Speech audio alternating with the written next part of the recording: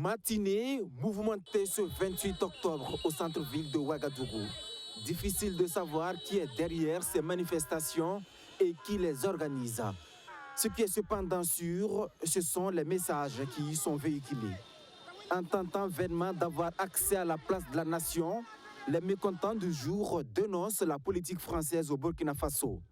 Dans leur périple, ils sont partis du stade municipal de Ouagadougou pour se diriger vers le grand marché qu'ils ont tenté vainement de fermer.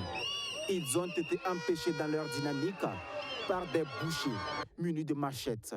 Après donc cette tentative vaine, ces mouvements se réclamant panafricains se sont ensuite rendus à l'ambassade de France. Là, ils ont eu accès aux locaux de l'enclave diplomatique où ils ont pu remettre leur message aux diplomates français. Le contenu du message est sans embâche. Nous ne voulons plus de coopération entre le Burkina Faso et la France. Quittez notre pays. Nous sommes pris en otage.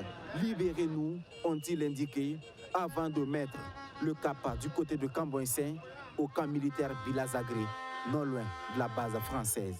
Le message est le même. Toujours munis des drapeaux russes, ils ont donné un ultimatum à la France.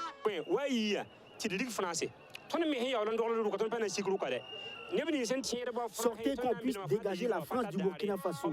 L'heure n'est pas aux plaisanteries. Elle a tué nos ancêtres et occupe encore notre pays. Elle doit partir par la force aussi. Blaise Compaoré a quitté dans un délai de 72 heures. Damiba également, malgré qu'il soit burkinabé. Nous donnons donc 72 heures à la France pour qu'elle quitte le pays.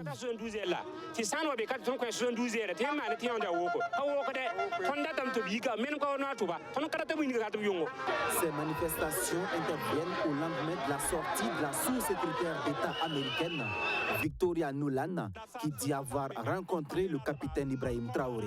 Une rencontre au cours de laquelle le président de la transition a rassuré la diplomate américaine que le Burkina Faso ne fera pas appel au groupe paramilitaire russe Wagner.